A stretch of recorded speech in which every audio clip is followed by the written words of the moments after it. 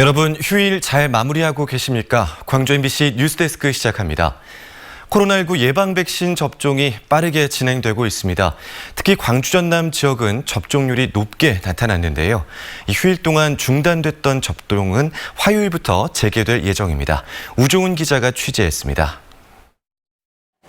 요양병원과 요양시설에서 백신 접종이 시작된 뒤 광주 전남에서는 이틀 동안 5,000명 가까이 백신을 맞았습니다.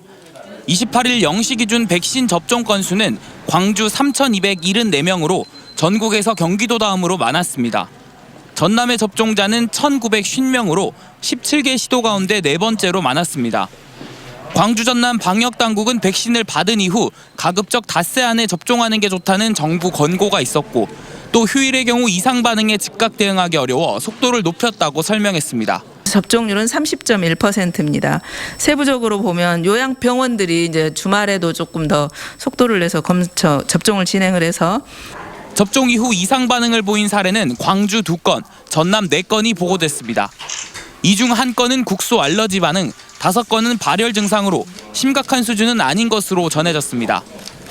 광주시와 전라남도는 화요일부터 요양병원과 요양시설의 종사자와 입소자를 대상으로 아스트라제네카 백신 접종을 재개합니다.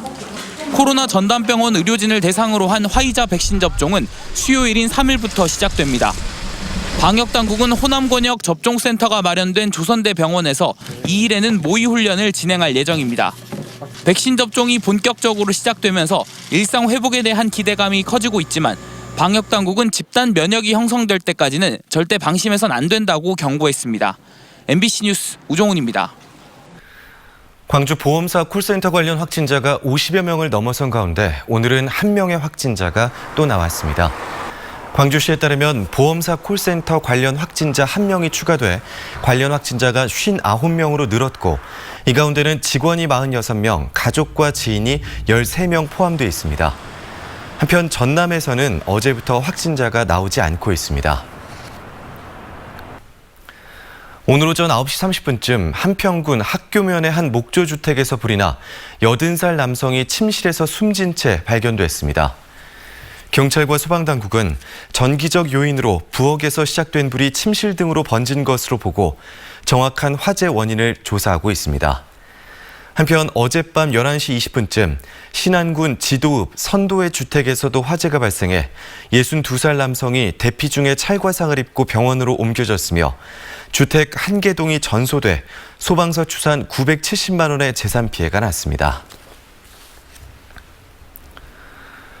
오늘 오전 4시 40분쯤 여수시 돌산읍 유두리 인근에서 표류하던 유조선 7척이 구조됐습니다. 여수해양경찰서는 당시 선박들이 계류줄이 끊어지면서 표류하고 있었다며 구조정 등을 이용해 선박들을 인근 항구로 옮겼다고 밝혔습니다.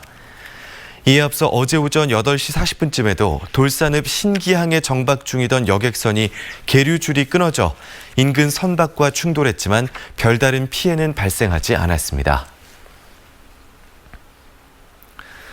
나주에서 승합차와 시외버스가 충돌해 1명이 숨지고 5명이 다쳤습니다.